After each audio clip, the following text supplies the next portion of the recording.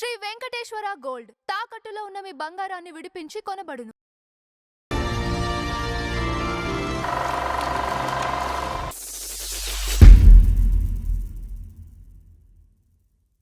నమస్కారం నంద హరిచంద్ర గారు. నమస్కారం అంజబాబు గారు. ఈ రోజు మన ఫ్లాష్ బ్యాక్ లో మనోరమ గారి గురించి మాట్లాడు. ఓకే, మనోరమ గురించి మాట్లాడు. ఓకే, మనోరమ గారు అంటే మా ఇండస్ట్రీ తమిళ ఇండస్ట్రీకి మొత్తానికి అమ్మమ్మలాగా ఆచి అంటారు. అసలు మీరు దండం పెట్టేశారు. దండం పెట్టేశాను. అంటే అంత మహానటి. ఆవిడ వేయని క్యారెక్టరే లేదండి. Okay okay. ఆవిడ క్యారెక్టరైజేషన్స్ వేసిన తమిళనాడులో దాదాపుగా 1000 సినిమాలకు పైన చేసి 1000 క్యారెక్టర్లు వేసిందంటే ఆవిడ ఎంత మహానటో ఆలోచించండి. పరమ దారిద్ర్యంలో పుట్టిందండి. పరమ పేదరికంలో పుట్టింది. తన నటనతో ఐశ్వర్యాన్ని సంపాదించుకుంది. నటన ఐశ్వర్యం ఆవిడది. అంతకంటే మించిన ఇది లేదు.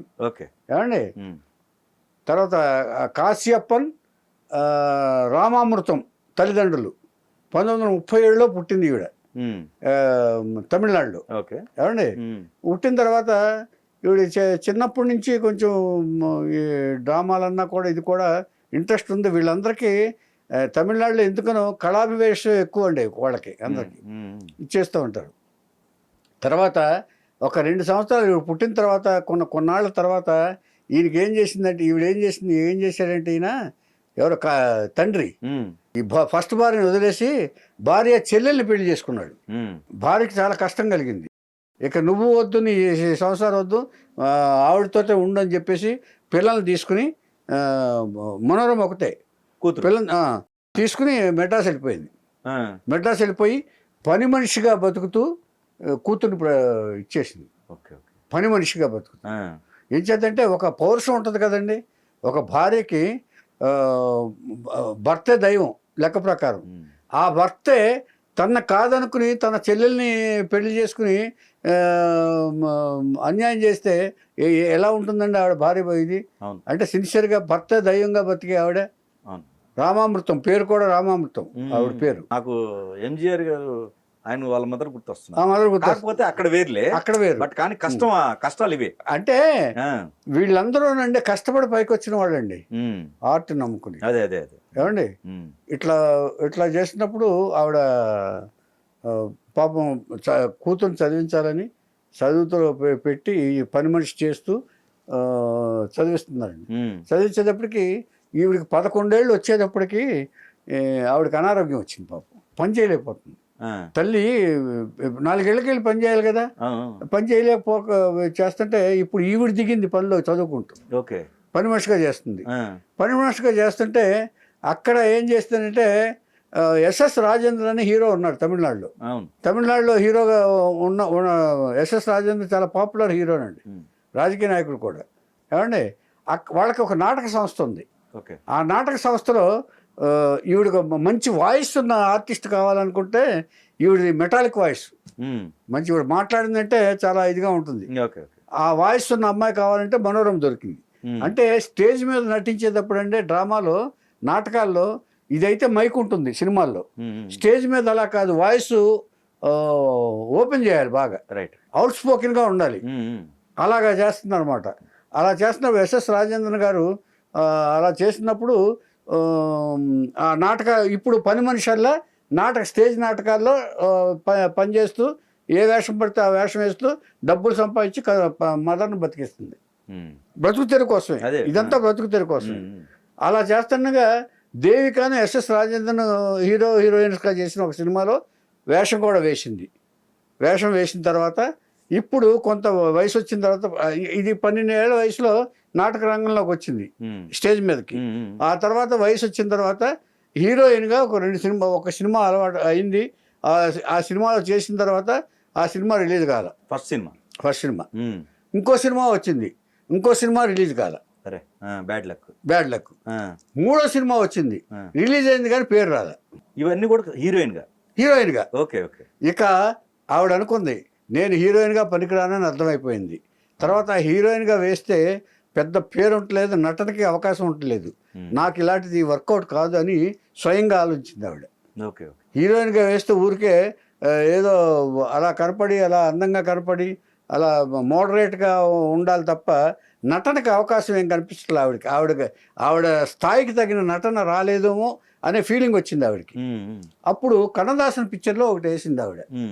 ఇలా డిప్రెషన్లో ఉన్న అవకాశాలు రానప్పుడు కన్నదాసన్ గారు తీసిన ఒక సినిమాలో యాక్ట్ చేసింది. యాక్ట్ చేస్తే ఆయన అడిగింది ఆవిడ, ఏమండి ఇలా హీరోయిన్కి రావట్లేదు, అవకాశాలు కూడా రావట్లేదు, మరి ఏం చేయమంటారంటే, నువ్వు హీరోయిన్గా కంటే కూడా హాస్య నటిగా బాగా పేరు వస్తుంది, నీలో హాస్యం ఉంది, ఆ వాయిస్కి తగినట్టు ఎక్స్ప్రెషన్ ఉంది, అంచేత నువ్వు ఈ హాస్య నటిగాను సపోర్టింగ్ క్యారెక్టర్స్ గాను మారిపోతే నీకు మంచి అవకాశాలు వస్తాయని చెప్పి ఆయన సలహా ఇచ్చారు. ఓకే, ఇలాగ తమిళనాడులో ఇవ్వటం సర్వసాధారణం. ఇంచేతంటే పెద్దలందరూ కూడా ఒక ఆర్టిస్ట్ని బట్టి అది క్యాల్కులేట్ చేసి గాజు ఎంత ఉంటుందో చూసుకుని వాళ్ళు సలహా ఇస్తారు. అంటే ఆవిడ నటనను ఎక్స్ట్రాక్ట్ చేయటానికి. రైట్. ఏమండి అక్కడి నుంచి నగేష్ తోటి తంగవేలని ఇంకో కమెడియన్ ఉన్నాడు, వాళ్ళిద్దరితోటి కామెడీ పేరుగా విపరీతమైన పేరు వచ్చేసింది వీళ్ళకి. రమాప్రభు గారు లాగా వేసి 100 సినిమాలు.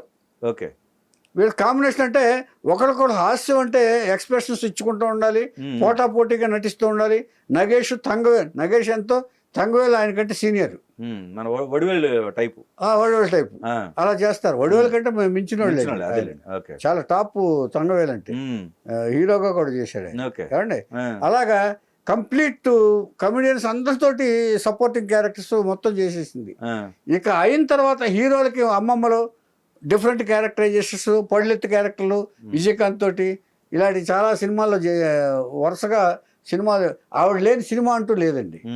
ఇలాగా 100లాది సినిమాలు ఇలా క్యారెక్టర్ ఆర్టిస్ట్గా హీరోలకి అమ్మగాను ఇలా చేస్తూ వచ్చిందండి. క్యారెక్టర్ ఆర్టిస్ట్ గాను సపోర్టింగ్ రోల్స్లో ఇలా చేస్తూ వచ్చి చేసిన తర్వాత ఒక సెటిల్ అయిందండి. సెటిల్ అయిన తర్వాత ఆవిడ పెళ్ళి అయ్యింది, పెళ్లి చేశారు. పెళ్లి చేసిన 2 సంవత్సరాలకి అతను వెళ్ళిపోయాడు, చూడండి వదిలేశాడు. జీవితం ఎలా ఉంటుందో ఫస్ట్ నుంచి తీసుకుంటే ఆవిడ కష్టాల నుంచి ఆవిడ ఏది సపోర్ట్ లేదు. ఫాదర్ సేమ్ అలాగే జరిగింది. ఇక్కడ ఒక కొడుకు పుట్టాడు భూపతి. ఆ భూపతి అనే వాడు కూడా సరిగ్గా పెరగలే, వ్యసనపరుడు అయ్యాడు. చాలా వ్యసనపరుడు అయ్యాడు. సినిమా నటిస్తూ ఉంటాడు సినిమాల్లో, కానీ అతను పైకి రాలా. తల్లికి అతని గురించే వర్రి, తల్లి కొడుకే ఉన్నారు అక్కడ. ఏమండి అలా ఉంటున్న పరిస్థితుల్లో ఈవిడికి ఇన్ని సినిమాలు చేశారు. హీరోలందరూ కూడా ఆచి అంటే చాలా గౌరవం ఇస్తారు ఆవిడ్ని. మనోరమ గారిని ఇప్పుడు మనకి నిర్మలమ్మని ఎలా అంటారు తెలుగులో, అలాగే గౌరవిస్తారు వాళ్ళని హీరోలందరూ కూడా, అమ్మ అంటూ. ఏమండి అంత గౌరవం శివాజీ గారితో సహా అందరితోటి వేశారు ఆవిడ. ఏమండి ఇలా వేసిన టైంలో ఈ భూపతి వ్యసనపరుడు అయ్యాడు, తల్లికి చాలా ఇబ్బంది పెడుతున్నాడు. ఇక మళ్ళీ పెళ్లి చేసుకోలేదు ఈవిడ. వెళ్ళిపోయినా కూడా అందరు సినిమా ఆర్టిస్ట్ లాగా పెళ్లి చేసుకోలేదు. దీన్ని బట్టి మనం అర్థం చేసుకోవాలి. చాలా మంది సినిమా ఆర్టిస్టులు ఒకళ్ళు వెళ్ళిపోతే ఫోన్లో వెళ్ళిపోయింది ఇంకొకళ్ళు చూసుకుందాం అనుకున్నారు కదా, ఈవిడ అలా చేయలేదండి. ఈవిడ ఒక బాధ్యత గల తల్లిగా, ఒక బాధ్యత గల ఇదిగా కొడుకు కోసమే బతికిందండి.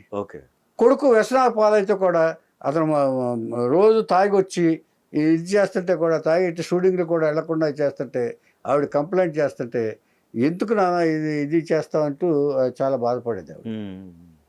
అలాంటి పరిస్థితిలో ఒకసారి ఇది సరే ఇది అయింది కదా, ఇది అయిన తర్వాత ఆవిడ ఏం జరిగిందంటే మన రాజకీయాల్లోకి జయలలితకి సపోర్ట్ చేసింది ఆవిడ.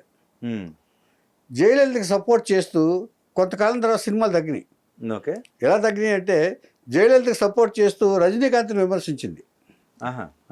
దాంట్లో విమర్శలు చేయకూడదు కదా, రజనీకాంత్ విమర్శించేటప్పటికి రజనీకాంత్ ఫ్యాన్స్ అసోసియేషన్ వాళ్ళు మొత్తం తిరగబడ్డారు.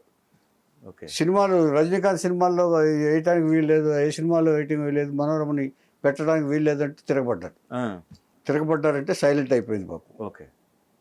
ఏం చేస్తుంది, జయలలిత గౌరవించింది పాపం. ఆవిడ అప్పుడు అప్పుడు జయలలిత గెలిచిందో ఓడిపోయిందో ఆ సందర్భంలో. మొత్తానికి జయలలిత సీఎం అయిన తర్వాత మనోరమ గారు గౌరవించారు. కానీ ఈ సినిమాలు తగ్గటంతో రజనీకాంత్ గారు బాధపడ్డారు. అసలు ఇక్కడ నాకు ఈయన వడివేలు గారు ఆయన కూడా గుర్తొస్తున్నారు. ఆయన కూడా ఈయన జయలలిత గారికి యాంటీ కదా, యాంటీ. అప్పుడు మొత్తం సినిమాలు తగ్గినాయి, మొత్తం కెరీర్ నాశనం, కెరీర్ తమిళనాడులో జరుగుతూ ఉంటుంది. అదే ఇది అయిన తర్వాత రజనీకాంత్ గారు తెలుసుకున్నాడండి. రజనీకాంత్ గారు గొప్ప విషయం ఏంటంటే, ఆవిడ ఇలా మనోరమ గారిని అలా సైలెంట్గా కూర్చోబెట్టడం కరెక్ట్ కాదు, ఆవిడ లాంటి మహానటిని సినిమాలు లేకుండా చేయటం అనేది చాలా దారుణమైన విషయం. ఇది రాజకీయం వేరు, కళ వేరు, ఆర్ట్ వేరు. ఆవిడ రాజకీయంగా నన్ను విమర్శించింది, అదే తప్పేం లేదని చెప్పి అరుణాచలం అనే సినిమాలో ఆవిడని పిలిచి వేషం ఇచ్చాడు. చాలా సంతోషించింది ఆవిడ. ఏమండి ఇలా చేస్తున్న టైంలో ఈవిడ అంటే ఎంతైనా కూడా కొంచెం ఏజ్ వచ్చేటప్పటికి సినిమాలు తగ్గిన మిగతా వాళ్ళు వస్తూ ఉంటారు కదండి ఆర్టిస్టులు. ఇప్పుడు దాదాపుగా కొన్ని దశాబ్దాలు నటించిన తర్వాత 1000 సినిమాలు నటించిన తర్వాత ఆల్టర్నేటివ్ చూసుకుంటూ ఉంటారు కదా. ఆ సినిమాలు తగ్గినప్పుడు అనారోగ్యం కూడా వచ్చింది ఇవిడికి. మనోరమ గారికి ఎంత ఆస్తి ఉంటే, ఎంత డబ్బులకు లోటు లేదు. రేలంగ్ గారి ఇల్లు పక్కనే మనోరమ గారి ఇల్లు. నేను రేలంగ్ గారి ఇంట్లో ఉన్నాను నేను కొంతకాలం. అంటే మనోరమ గారి ఇల్లు ఎడ్జి గోడే అడ్డు. నేను రోజు చూసేవాడిని. ఆవిడ షూటింగ్కి వెళ్ళేటప్పుడు ఒక అంబాసిడర్ కార్లో వెళ్ళేది. ఈ ఒకటి తండ్రి వల్ల బాధ, ఫస్ట్ మనోరమ గారి వ్యక్తిగత జీవితం వస్తే తండ్రి వల్ల బాధ, తల్లి అనారోగ్యం వల్ల బాధపడింది, తర్వాత భర్త వల్ల బాధపడింది, ఇప్పుడు కొడుకు వల్ల బాధపడింది. కొడుకు వల్ల వ్యసనం పడి మందు దొరకపోతే డబ్బులు లేవనుకోండి, ఆ స్లీపింగ్ పిల్స్ మింగేసేవాడు. స్లీపింగ్ పిల్స్ వెళ్తే మళ్ళీ హాస్పిటల్ తీసుకెళ్ళి కక్కించి తీసుకొచ్చేది. తల్లి కొడుకే ఉన్నారు ఇంట్లో. ఇంకా ఎంత నరకంగా ఉంటుందో చూడండి ఒకసారి. అంతట బాధలు పడిందండి.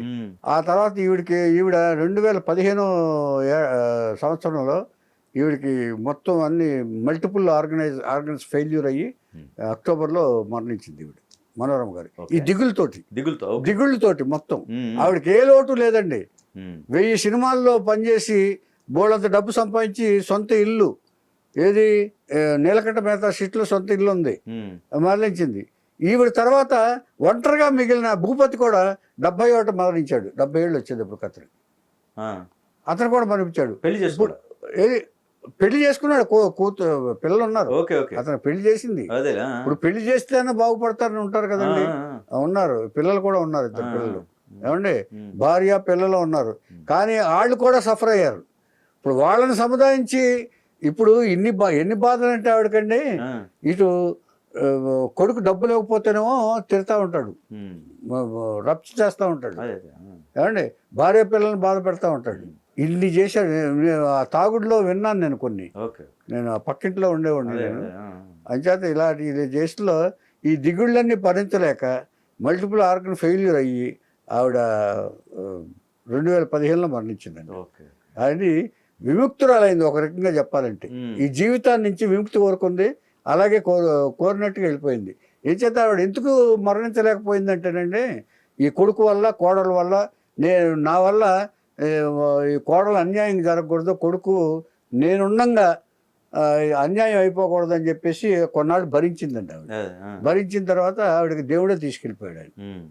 అంటే ఇలాగా తర్వాత ఇక వాళ్ళు ఒంటరిగా మిగిలారు. వాళ్ళ భార్య భూపతి గారి భార్యను పిల్లలు ఉన్నారు. కాకపోతే పెద్ద దిక్కంటూ లేదు వాళ్ళకి. ఇక్కడ చూసారా మీరు, ఒకటి గమనించారా, వాళ్ళ వంశంలో మగవాళ్ళు వెళ్ళిపోతా ఉన్నారు. మగవాళ్ళు గమనించారు? కరెక్ట్. ముగ్గురు మగవాళ్ళు వెళ్ళిపోయారు. కరెక్ట్. ఒక్కోసారి వంశం అట్లా వస్తుందండి.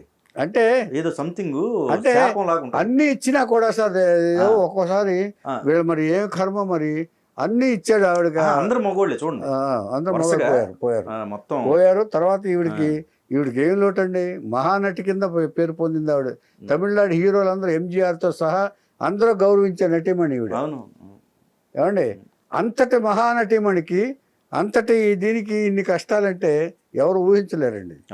అంచేత మనం అనుకుంటాం అంత ఆనందంగా ఉంటాం ఇది, కానీ ఇంట్లోకి వెళ్ళేటప్పటికి ఎన్ని బాధలు, ఎన్ని కష్టాలు, కొడుకు పెట్టే బాధలకి, కొడుకు పెట్టే తాగొచ్చి పడిపోతే ఆ తల్లి భరించలేక ఏడ్చి ఏడ్చి ఏడ్చి ఇలా దీంతోటే ఆవిడకి అనారోగ్యం పాలైంది. లేకపోతే ఆవిడ శుభ్రంగా చాలా హెల్దీ మనోరమ గారు.